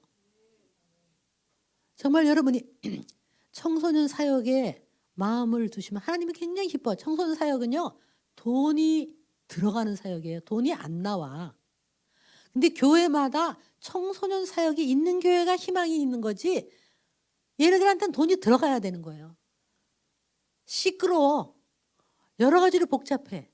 그렇지만 걔네들한테 정말 꿈을 주고 이런 간증을 시켜주면서 나와서 논리 발표시키고 처음에 좀 어설플 수도 있지만 자꾸 말하다 보면 논리가 생기고 칭찬해주고 그래서 나중에 애들이 어디 가서 떳떳하게 자기 발표할 수 있고 그런 애들이 정치인이 되는 거예요. 훈련해야 돼. 그래서 보면 자 6번에 보면요. 얘들이 부모와 어긋나면 반항해요. 그래서 청소년 때는 관계 회복이 필요한데 특히 칭찬을 많이 해야 돼요. 특히 아빠의 역할이 굉장히 중요해요. 어렸을 때는 엄마의 역할이 중요하지만 이게 나이가 들면 아빠의 역할, 특히 아빠가 아침에 우리가 오후에 공부한 대로 아빠가 우리 아들 야 너만 보면 마음이 든든하다. 여러분 이 말 한마디 얼마나 좋아요. 든든하다. 좀 너만 보면 자랑스럽다. 아빠가 그렇게 말할 때 애들이 얼마나 자기에 대한 존재감이 높아지겠습니까? 딸한테는 우리 딸 누군지 우리 딸 데리고 가면 참 복덩이다. 복덩이. 그렇게 아빠가 얘기해 줄 때 애들한테는 그 무지무지한 힘이 있는 거예요. 아빠들이 애들하고 시간을 보내셔야 돼요. 여러분, 너무 요즘 애들이 이 핸드폰하고 살아요. 근데 아빠들이요, 적어도 아이들하고요, 좀 시간을 보내줘야 돼요. 시간을. 어떠세요? 여러분 시간을 같이 보내시나요? 집에 있는 시간 말고 1대1로 데이트 좀 하세요. 데이트. 데이트했을 때 만나서 이렇게 하세요. 학원에 이렇게 데리러 가세요. 그래가지고 나올 때 어이구 야 여기 아빠 여기 있다. 그럼 아빠 왜 오셨어요? 그러면 야 우리 어디 가서 야 피자 하나 먹고 갈까? 탁 가세요. 가가지고 시끄러운 데 가서 피자 먹으세요. 거기서 절대로 해서는 안 돼 말 공부 잘하니? 그 소리 하면 안 돼. 뭐라 하냐면 야 어느새 이렇게 컸냐? 야 너하고 있으니까 참 좋다. 그냥 그러는 거예요. 그 집에 오면서 툭툭 치면서 야 아빠보다 키가 컸어. 막 이러고 집에 들어올 때 엄마가 아니 두 사람 어디 갔다 와요? 그러면 몰라도 돼요. 이러면서 눈을 끔뻑끔뻑 하는 거예요. 그렇게 한 2번만 해보세요. 그러면 아이가 자기 얘기 다 할 거예요. 아빠 있잖아요. 어쩌고 저쩌고 얘기 다 해요. 그래야 선도를 할 수가 있어요. 근데 시간은 하나도 안 보내고 앉아라 정신 차려라 이렇게 한다고 되냐고. 시간을 보내세요. 제가 어떤 아들이 장가를 가요. 내일 모레. 근데 가기 전에 이제 아빠한테 이런 얘기했대. 아빠 내가 장가 가기 전에 아빠한테 할 말씀이 하나 있다고. 그러면서 내가 사춘기를 지나고 자랄 때 아빠는 너무 바빴대요. 너무 일에 바쁘셔갖고 나는 아빠하고 너무 시간을 보내고 싶은데 시간을 안 보내주셔갖고 근데 기억나세요? 어느 날 아빠가 주말에 아주 집에 있으면서 일찍 오셨대. 그래서 아빠 너무 좋아서 아빠한테 아빠 요즘 만화 영화 애니메이션이 하나 있는데 같이 가서 보자고. 그래서 아빠가 그래 그럼 같이 가자. 그래서 같이 갔대요. 너무 좋았대. 아빠랑 이제 만화 영화를 같이 본다. 그래서 딱 들어갔는데 아빠가 그 입구에서 누굴 만났대요. 만나갖고 그 사람하고 막 얘기를 하더래요. 그 기다리고 있는데 야, 너 먼저 들어가라. 아빠 곧 따라 들어갈게. 그래서 먼저 들어갔대요. 만화 영화 끝날 때까지 아빠가 안 들어오셨대요. 나중에 나와보니까 아직도 그 사람하고 저기서 차 마시면서 얘기하고 계시더래요. 그러더니 야 이리 와라 이리 와라 그러더래요. 오라고 앉혀놓고는 또 열심히 막 얘기를 하시더래요. 집에 올 때도 계속 누구랑 전화하고 자기하고 만화 영화를 보는 게 아니라 완전히 아빠는 딴 일에 빠져서 그 사람하고 계속 얘기를 했대요. 이제 그 얘기를 아들이 장가가기 전에 아빠 나는 아빠랑 너무 시간을 보내고 싶었는데 아빠는 늘 바빴는데 그때 내가 만화 영화 보는 날 아빠랑 너무 만화 영화 너무 신나서 갔는데 아빠는 그 사람하고 열심히 얘기하시고 끝까지 집에 오면서 나랑은 얘기 안 하셨다고 그 말을 했대요. 근데 그 다음에 아빠가 어떻게 했어야 돼요? 아유 그랬구나. 정말 아빠가 미안하다 그랬어야 되는 거잖아요. 근데 아빠가 그 사람이 누구냐 하면 그 사람이 나하고 비즈니스를 하던 사람인데 그 사람이 지금 무슨 일을 하고 있고 그 사람 설명을 한참 하더래요. 그러니까 이 아들이 나중에 아빠 내가 얘기 안 할 걸 했네요. 나는 그냥 나한테 미안하다 이 말 한마디 듣고 싶었고 나는 아빠하고 시간을 보내고 싶었을 뿐이라고. 그 사람이 뭐 하는지 나는 관심 없다고. 그렇게 얘기했다고 그러더라고요. 참 슬퍼요. 정말 대부분의 아빠들은 돈을 벌어다 주면 아빠 역할 끝이라고 생각해요. 여러분 애들하고 시간을 보내셔야 돼요. 시간. 사춘기는 특히 애들하고 시간을 보내셔야 돼요. 삐뚤어진 자녀일수록 시간을 보내야 돼요. 그제 아까 제 남편 얘기했지만요. 제 남편 아들하고 너무 거리가 멀어졌어요. 근데 제 아들이 사이클을 해요. 자전거를. 제 남편이 한 게 있어요. 사이클을 배웠어요. 배우면서부터 아들한테 전화를 해서 야 무슨 자전거 살까? 무슨 표 살까? 그러니까 아들이 신나서 얘기하는 거예요. 야 앞에 뭘 다를까 말까? 그러니까 막 신나서 얘기하는 거예요. 그래서 아들이 얘기한 대로 막 그래갖고 같이 1박 2일 자전거를 타고 왔어요. 갔다 와서 저희 남편 허리 아프다고 날 보고 밟아라 어쩌라 난리쳤지만 아들이 사이클을 좋아하니까 아버지가 사이클을 하지. 그 다음부터 맨날 사이클 얘기하고 요즘은 이제 사이클을 이제 못해요 저 남편도. 그렇지만 그 이후로 완전히 관계가 회복이 됐어요. 관계가 회복되지 않으면 우리 사춘기 아이들 마음을 얻을 수가 없어요. 엄마 아빠가 믿는 예수님을 내가 믿으려면 적어도 우리 아이들이 정말 아까 말한 대로 자랑스럽다, 사랑한다 그렇게 표현해야 돼요. 그래서 우리가 여기 보면 친구처럼 여기 한번 저를 따라해 보세요. 정말 진짜 그렇구나. 그지 와 힘들겠다. 피곤하지. 맞아 길게 봐라. 자, 옆 사람한테 시작해 보세요. 정말 진짜 그지 와 힘들겠다. 피곤하지. 맞아 길게 봐라. 얼마나 이게 맞장구를 쳐줘야 돼요. 예.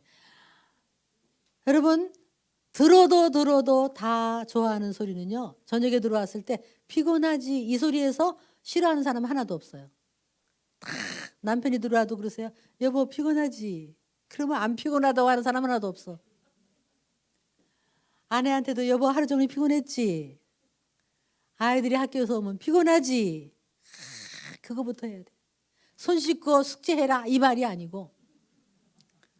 그리고 그지 진짜 정말 와 일단 그렇게 해야 돼요. 그리고 그들이 나한테 고민을 얘기할 수 있어야 돼. 그래서 7번에 보면 10대 자녀에게 계속 해야 될 말은 자 한번 해볼까요? 시작. 너는 소중하고 꼭 필요한 존재다. 네가 안 태어났으면 어쩔 뻔했니? 사람은 누구나 부족하고 실수하는 존재란다. 실수나 실패를 두려워하지 말아라. 실망하지 말아라. 길게 보아라. 너를 향한 하나님의 계획이 찾아가거라. 하나님은 너를 도와주시며 능력을 주신단다. 자, 이런 말을 많이 해야 돼요. 네가 안 태어났으면 어쩔 뻔했니? 이런 얘기요. 자, 아까 표현하는 거 했어요. 또 한번 해보겠습니다. 시작. 사랑한다, 소중하다, 괜찮다, 자랑스럽다, 든든하다, 잘 될 거다, 길게 봐라, 너의 선택을 믿는다, 잘했어, 그만하면 잘한 거다, 정말 잘했어. 여기다 뭘 붙이지 말라고요? 예, 근데를 붙이지 말고 잘했어. 이걸로 끝나는 거예요. 여러분 여기에 너의 선택을 믿는다. 애들한테요. 어린애 취급하면 사춘기는 큰일 나요. 네가 아는 게 뭐 있든. 조그만 게 뭘 안다고 공부나 해. 이게 제일 싫어하는 소리예요. 애들이. 애들을 어른 취급을 해야 돼요. 아직은 미숙해 보여도 네 선택을 믿는다. 든든하다. 이런 얘기를 해줘야 돼요. 그리고 아까 거기 위에서요. 사람은 누구나 부족하고 실수하는 존재란다. 이 소리를 애들이 너무 좋아해요. 애들이 좋아하는 소리가요. 아빠도 옛날에 낙제를 한 적이 있다. 그럼 되게 좋아해. 되게 좋아해. 아빠는 우등생을 놓쳐본 적이 없다. 제일 싫어해. 애들이 제일 싫어해. 그러니까 누구나 실수할 수 있다. 누구나 성적이 떨어진 적. 그래서 공부를 못했던 사람이 학생들에게 간증을 하면 그게 좋다니까. 무슨 뭐 서울대 나오고 뭐 이런 사람은 간증해도 별로 은혜가 안 돼. 그래서 정말 공부 못한 게 은혜예요. 자, 그래서 18세 이전에 예수님을 만나면 성공. 물론 18세 이후에도 예수님 만나면 성공이죠. 예수님 만나면 성공이에요, 여러분. 어떻게 예수님 만나게 해줄까? 이게 교회가 함께 고민해야 되고, 하긴 청소년 캠프에서 예수님 왕창 만날 수 있도록 최고의 프로그램을 짜고 최고의 강사를 데려다가 애들에게 그냥 간증하고 은혜 왕창 받고 통성으로 기도하고 애들한테 그냥 방언 기도시키고 성령 세례 줘갖고 완전 뒤집어지게 해야 돼. 뒤집어지게. 여러분, 예수님은요 적당히 믿는 게 아니야. 어떻게 예수님을 적당히 믿어요? 이 예수님을 뜨겁게 믿을수록 정말 꿈을 크게 가는, 입을 크게 열라. 하나님의 원대한 꿈하고 클릭할 수 있도록, 그랬을 때 놀라운 일이야. 아주 정말 건물 하나 가지고 어마어마한 학교가 생긴 것처럼, 작은 한 사람이 15만 명의 고아를 키워낸 것처럼 지금도 그 역사는 계속돼요. 우리 자녀들이 얼마든지 그렇게 될 수가 있어요. 자기를 위해 사는 게 아니라 남을 위해 살 수 있는 자녀. 이게 얼마나 축복입니까? 우리도 다 마찬가지예요. 남을 위해서 살 때 축복이에요. 그래서 우리가 우리 자신이 10번에 보면 우리 자신이 변화해야 돼. 아이들이 10대가 지나면 애들은 엄마 아빠의 진실인가 아닌가를 봐요. 여기 마지막에 제가 떠나보냄의 편지 쓰기라는 게 있어요. 여러분, 한번 우리가 생각을 해봐야 돼요. 자녀가 20살만 되면 우리 품을 떠나는 거나 다름없어요. 기독교 역사를 보면 전부 부모를 뛰어넘어야 돼요. 여러분, 우리를 뛰어넘어야 애들이 날아가요. 우리의 꿈, 우리의 기대가 아니라 얘들이 예수님을 만나면 부모를 뛰어넘어야 돼요. 여러분, 저 성경에 보면 요셉이 아버지 품에서 편애받고 살았어요. 그대로 있었으면 그냥 그런 애가 됐을 거예요. 그런데 팔려나가면서 부모를 뛰어넘었기 때문에 총리 대신이 됐죠. 야곱도 엄마의 품을 뛰어넘었고, 아브라함도 본토 친척 아버지 집을 떠났기 때문에 믿음의 조상이 됐고, 사실 성경에는 모든 스토리가 그런 스토리예요. 모든 선교사들이 부모를 여러분, 어떻게 부모를 떠날 수 있었겠습니까? 우리나라는 옛날에 효도라는 이름으로 애들을 묶어놨어요. 우리를 뛰어넘어야 돼요. 그래서 마음이 힘들어도 나를 딛고 넘어가라. 세계로 가라. 어디로 가라. 오든지. 바닥부터 해도 돼요. 그러나 우리는 끝없이 중보기도 하고, 그런데 마지막으로 우리를 떠날 때는 결혼이에요. 결혼이죠. 여러분이 한번 생각해요. 여러분 자녀가 몇 살이에요? 아직 어리죠? 어린애도 있고. 근데 한번 생각해 보세요. 얘가 내일 결혼한다라고 한번 생각해 보세요. 결혼하기 전날 한번 편지를 한번 쓴다고 생각해 보세요. 짧게 써야 되죠. 근데 뭐라고 쓰시겠어요, 여러분이? 제가 제 책이 있거든요. 부모교실이라는 책이 있는데 그 맨 뒤에다가 그 편지를 하나 이렇게 붙여놓은 게 있어요. 그 책을 혹시 여러분이 구입할 수 있으면, 근데 거기에 이렇게 썼어요. 제가 사랑하는 아들아, 네가 태어난 지가 엊그제 같은데 벌써 우리 품을 떠나는 날이 왔구나. 이렇게 일찍 떠날 줄 알았더라면 너하고 있는 시간들이 얼마나 소중한 것을 더 알았을 텐데, 그러나 너는 우리에게 많은 기쁨을 주었단다. 고맙고 감사하다. 혹시 엄마 아빠가 네 마음을 아프게 하고 상처 준 거 기억나는 거 있거든. 다 용서하고 그리고 떠나라. 마음껏 떠나거라. 우리 염려는 하지 마라. 우리는 예수 믿고 잘 살 터이니 네 아내를 사랑하고 세계를 향해 하나님의 꿈을 이루고 그렇게 살 줄 믿는다. 너의 엄마 아빠 할 수 있었던 것이 우리에게는 참으로 큰 기쁨이었다. 축하한다. 고맙다. 사랑한다. 이렇게 써서 붙여놨어요. 여러분 거기에다가 너 때문에 속이 썩었다 이러시면 안 되죠. 너는 우리의 근심 걱정이었다 이렇게 쓰면 안 되죠. 근데 저번에 제 강의를 듣고요. 어떤 부모님이 저보다 더 잘했어요. 내일 모레 딸이 시집간대요. 마침 이 강의를 들었어요. 이 엄마 아버지가 시집가기 전날 딸을 축복기도 해주고 의자에 앉히고 대야에 물을 2개 갖고 왔대요.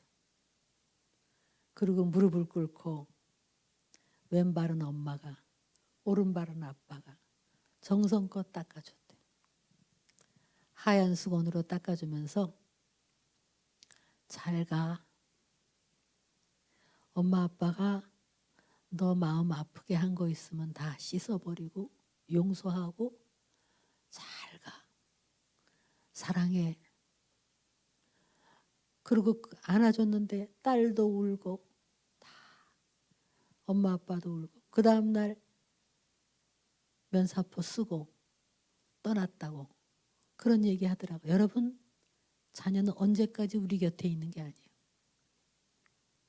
어렸을 때는 흠뻑 사랑하고 칭찬하고 격려하고 사춘기 때는 예수님을 만날 수 있도록 우리가 교회와 힘을 합쳐서 어쨌든지 예수님을 1대1로 만날 수 있도록 해요. 종교 말고 교회 왔다 갔다 하는 거 말고 진짜 인격적으로 만나야 돼. 그리고 나중에는 너의 선택을 믿는다. 나는 널 믿는다. 길게 봐라. 잘 될 거다. 그리고 예수님 만나면 우리의 꿈보다 더 큰 꿈을 이룰 거예요. 그 아이가 정말 하나님의 원대한 꿈과 클릭하면 우리보다 더 큰 꿈을 우리를 뛰어넘어야 돼요. 그게 교회가 원래 하는 일이에요. 학교를 기대하지 마세요. 학교는 이제는 기대할 수가 없어요. 진리의 전당? 노! 아니에요. 그런데 우리 애들은 우리를 보죠. 엄마 아빠 신앙이 진짜인가 가짜인가. 우리가 가짜면 애들이 어떻게 예수님을 만나겠어요. 우리가 진짜예요.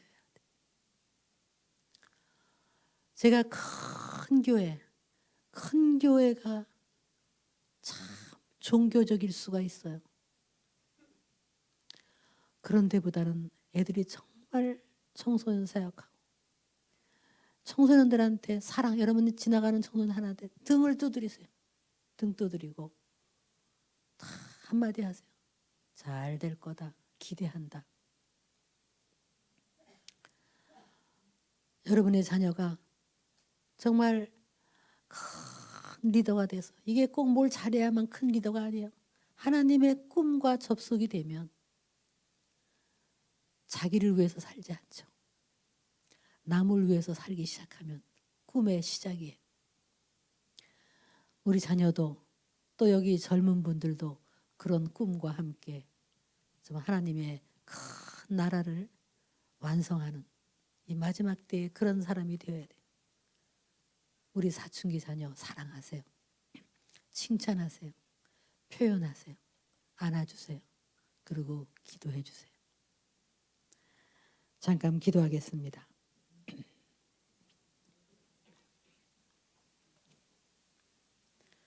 이 시간 여러분 자녀에게 만남의 축복이 있도록 함께 기도하겠습니다. 하나님 우리 자녀 자라면서 좋은 친구 만나게 해주세요. 좋은 선생님 만나게 해주세요. 좋은 교회, 좋은 영적 지도자를 만나게 해주세요. 좋은 또래를 만나게 해주세요. 나쁜 친구 만나지 않도록 직장에 가도 좋은 직장 사람을 만나게 하시고 어디 가든지 좋은 영향력을 받을 수 있도록 하나님 우리 자녀에게 만남의 축복을 주시고 끝나 만남의 축복을 통해서 예수님을 만나게 하시고 예수님을 만나서 큰 꿈을 가지고 이 세상 짧은 인생 하나님에게 쓰임받는 아들이 되도록 딸이 되도록 주여 우리 아이를 사용하여 주시옵소서. 우리 주여 한번 외치고 다 같이 기도하겠습니다. 주여 하나님 우리 자녀를 사용하여 주시옵소서. 아버지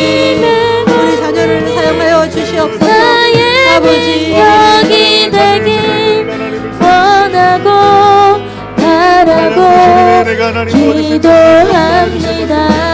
아버지 한 사람 한 사람 하나님의 아버지의 자녀를 주님 만져주시기 위해 나의 하나님 비전이 간절합니다. 하나님 우리가 그들의 되고 앞길을 알지 못하지만 예수님의 우리 성령님께서 우리 사랑하는 자녀들 한 사람 한 사람의 앞길 가운데 만나야 될 아버지 그 만남의 축복들이 하나님의 은혜 가운데 부어지는 줄 믿습니다. 하나님 사랑하는 우리 중고등부 청년들 우리 주님 그 인생길에서 반드시 예수님을 만날 통로가 돼 아버지 하나님의 귀한 통역자를 만날 수 있는 하나님 귀한 은혜 하나님 허락하여 주셔서 하나님 우리 부모의 세대가 다시 한번 기도하기를 간절히 원합니다. 우리 부모의 세대가 눈물로 기도하기 원합니다. 아버지 하나님 우리 주일학교 중고등부 청년부가 아버지 예수님 만날 수 있는 아버지 교회를 통하여서 아버지 하나님의 가신 놀라운 바라보는 귀한 은혜 주셔서 만나는 나의 능력이 되길 원하고 바라고 기도합니다. 하나님의 꿈이 나의 비전이 되고 예수님의 성품이 나의 인격이 되고 성령님의 권능이 나의 능력이 되길 원하고 바라고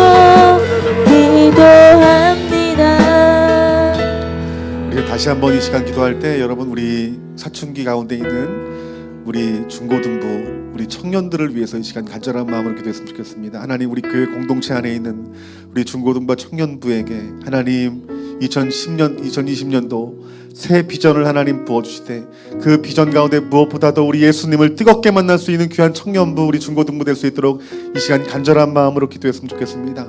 또한 우리 부모의 세대가 우리 이 자리에서 예배하지만 아직까지 우리 부모의 세대 가운데 속에서 예수 믿지 않는 우리 청소년들, 우리 대학생들을 위해서 이 시간 간절한 마음으로 하나님 기도했으면 좋겠습니다. 하나님 정말 우리 교수님 말씀했던 것처럼 그의 인생 가운데 예수님을 만날 하나님 주님이 기뻐하시는 또 주님의 사람을 만날 수 있는 은혜 하나님 허락하여 주시어서 반드시 하나님 속히 우리 사랑하는 자녀가 우리 예수님을 뜨겁게 만나는 귀한 은혜가 부어지기를 간절한 마음으로 이 시간 기도했으면 좋겠습니다. 여러분 기도하는 부모의 자녀는 망하지 않습니다. 그렇기 때문에 우리가 기도할 때 우리 하나님을 찬양할 수가 있고 예배가 할 수 있는 것입니다. 우리 이 시간 이 두 가지의 기도의 제목을 놓고 다 같이 우리 주님 이름 세 번 크게 부르짖고 다 같이 기도하겠습니다. 주여 주여 주여 인격이 되고 성령님의 권능이 나의 능력이 되길 원하고 바라고 기도합니다. 하나님의 꿈이 나의 비전이 되고 예수님의 성품이 나의 인격이 되고 성령님의 하나님 권능이 그 내어주는 놀라운 역사를 하나님 아버지 원하고 바라고 기도합니다. 하나님의 꿈이 나의 비전이 되고 예수님의 성품이 나의 인격이 되고 성령님의 권능이 나의 능력이 되길 원하고 바라고 기도합니다. 좋으신 아버지 하나님, 이 사춘기의 과정도 하나님의 창조의 섭리 가운데 있는 줄 믿습니다. 하나님 이 사춘기를 통하여서 우리 부모가 이 과정을 통해서 하나님을 알고 또 자녀도 이 과정을 통해서 하나님을 아는 축복의 길이 반드시 있는 줄 믿습니다. 하나님 우리가 말씀으로 돌아가게 하여 주시고 우리 아버지 하나님이 우리에게 부어준 사랑을 우리 사랑하는 자녀들에게 우리가 증거함으로 말미암아 삶의 모습을 보임으로 말미암아 이 사춘기의 가정이 다시 한번 회복이 되어지는 놀라운 은혜의 시간 될 수 있도록 하나님 아버지 붙잡아 주시고, 특별히 가정과 교회가 연합이 되어져서 하나님 이들을 이때에 하나님의 자녀로 삼을 수 있는 아버지 귀한 계기로 삼아서 하나님 우리 좋은나무교회 이 120명이 넘는 우리 다음 세대가 주님을 뜨겁게 만나고, 그리고 주님을 뜨겁게 만난 그 영혼들이 하나님 나라에 있어서 정말 없어서는 안 될 하나님의 귀한 하나님의 군대로 또한 리더로 사용되어지는 놀라운 은혜 있게 하여 주시옵소서. 모든 일들을 하나님께서 함께 하시며 또 성령님께서 인도하실 줄 믿사오며 예수님 이름으로 기도했습니다. 아멘.